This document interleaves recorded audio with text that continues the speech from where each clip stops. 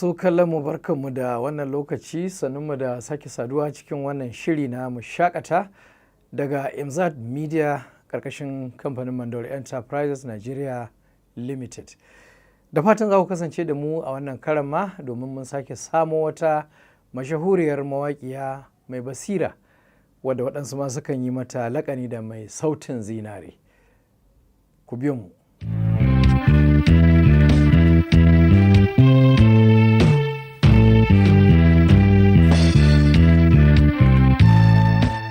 To da farko za mu so mu ji menene cikakken sunanki?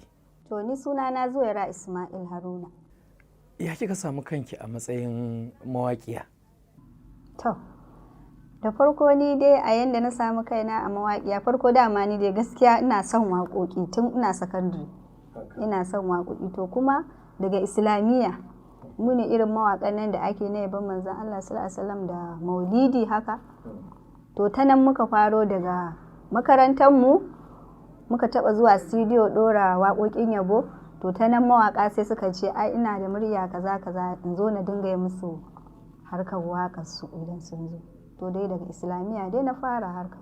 Za ki iya tuna waƙoƙin da kuka yi a lokacin makarantar Islamiyya ɗin kenan? Zan iya tunawa insha Allah zan iya. Ɗarira mana. Akwai angon Aisha na Khadija baban Zainaba baban Fadima ta Ali muke mamar Rahaba Annabi. To ya kika samu kanki a Kannywood kika fara waƙoƙi a masana'antar shirya fina-finai ta Kannywood? To farko da aka kai ni studio ba zan manta ba iyan tama muka yi waƙa. To anan Musubawa M Ahmad ya ce mu ai ina da murya kaza da Allah me zai hana in zo in dinga musu waƙa. Sai na ce to sai dai ya je gidanmu ya tambaya. A lokacin aka yi masa kwatance ya je ya samu mahaifiyata da yake babanmu ba shi da rai, ya faɗa mata cewar da Allah abin ne na rika waƙa. Ta ce to shi kenan ita dai ga amana ta bashi a lokacin ya kula da ni ya kare mutunci na ba wani abu. To haka aka yi da ya same ta ta yadda na zo na fara yin waƙa. Da wace waƙa kika fara a Kannywood? Kya iya tuna? Waƙar da na fara gari ya waye. To ya waƙar take? Waƙar ce gaskiya ba zan iya tuna ta ba saboda shekarun da yawa. Gashi kin ce mahaifiyarki ta sahale miki ki yi wannan waƙa bisa kyawawan shawarwari da ta baki da amana. Baki samu matsala da shauran 'yan uwa da makota da sauransu ba a ce kina yin waƙa? Gaskiya ban samu kwata-kwata. Haka. Ban samu wallahi. Kowa ya yi amanna. Kowa ya amanna kawai dai ka kare mutuncinka shine kowa abin da zai ce maka. Ya zuwa yanzu kina jin kin yi waƙa ta kai kamar guda nawa? Aƙalla dai a ce 500. 500? Shankali kin kwashe waƙoƙin industry da gaba daya. Isuwa ga masoya masu kauna ta na ce na gode. Zuawaira Ismail waka baiwar Allah sarki na. Isuwa ga masoya masu kaunar wakokinmu na hausa. Mun yi addu'a Allah ya karo wa kaunar juna.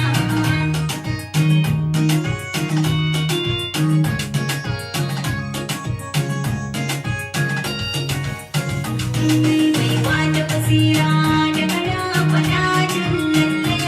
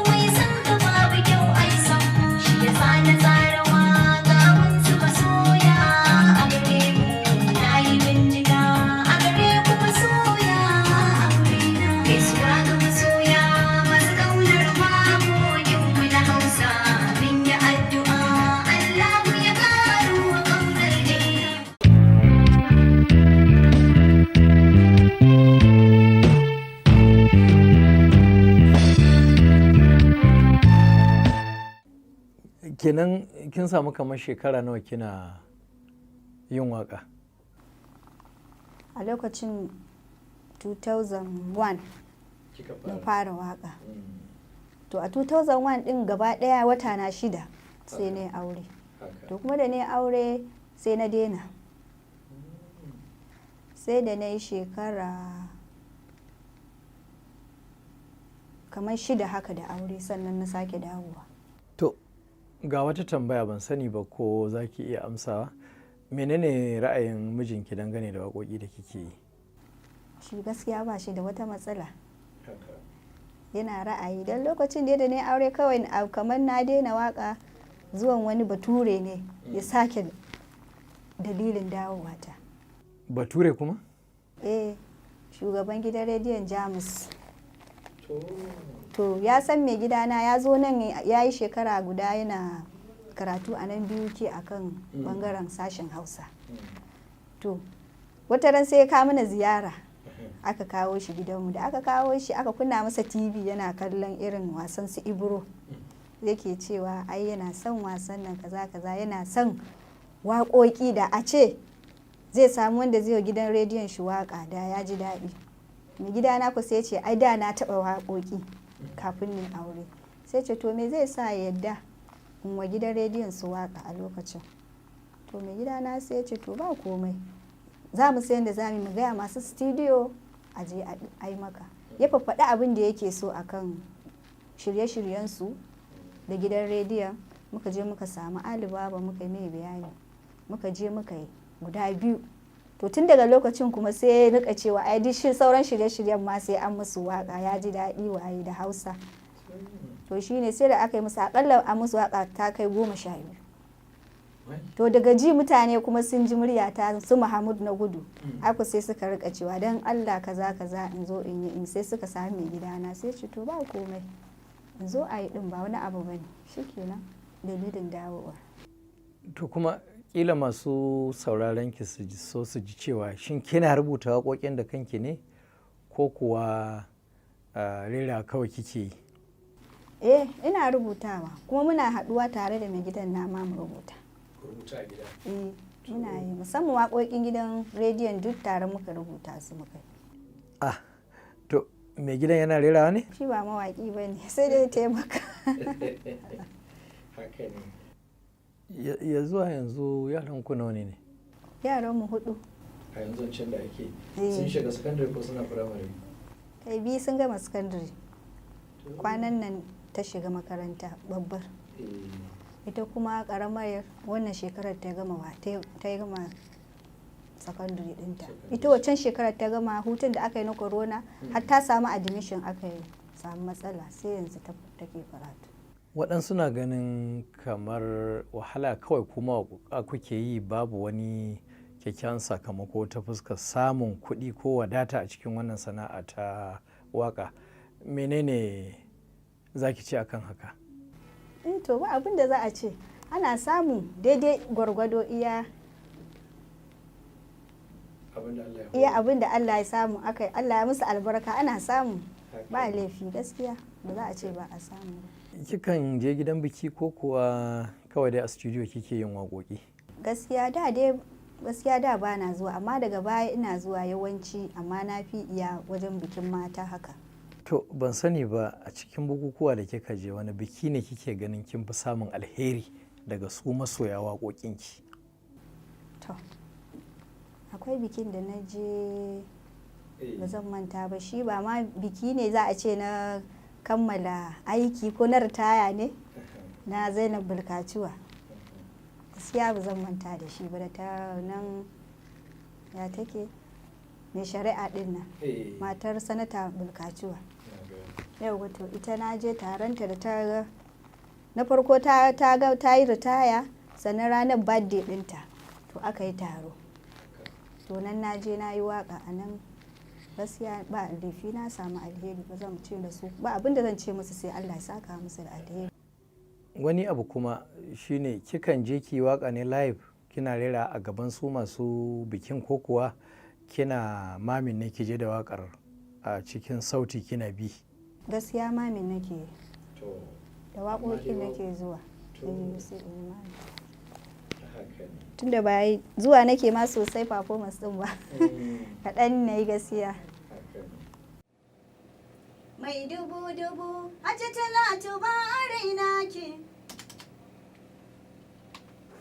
Mai dubu Hajji Talatu ba a raina ke.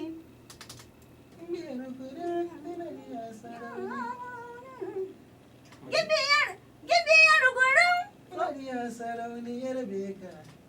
Gibiyar gurin zinariya sarauniyar beka. Gibiyar gurin zinariya sarauniyar beka.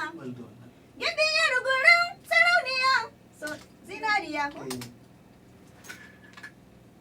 Gibiyar gurin zinariya sarauniyar beka. Mai dubu Hajji Talatu ba a raina ke. Gibiyar gurin zinariya sarauniyar beka. Mai dubu maman kwalci me a gaida ke. Mai dubu Hajji Talatu ba a raina ke. Gibiyar gurin zinariya sarauniyar beka.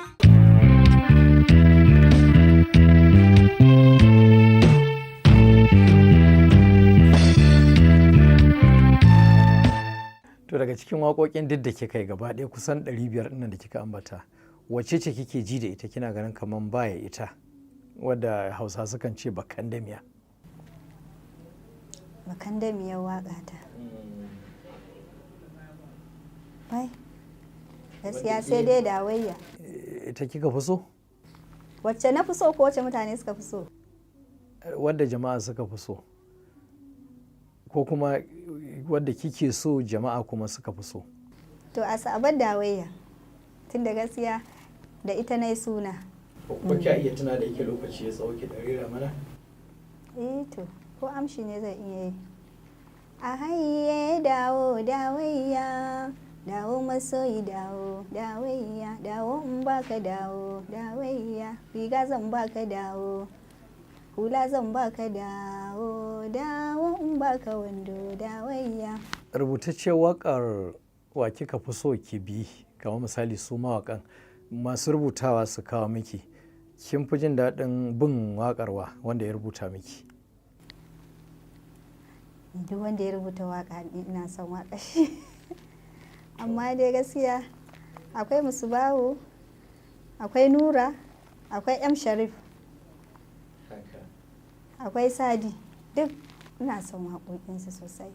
Wace irin waƙa ce tafi baki wahala a cikin waƙoƙin da kike yi?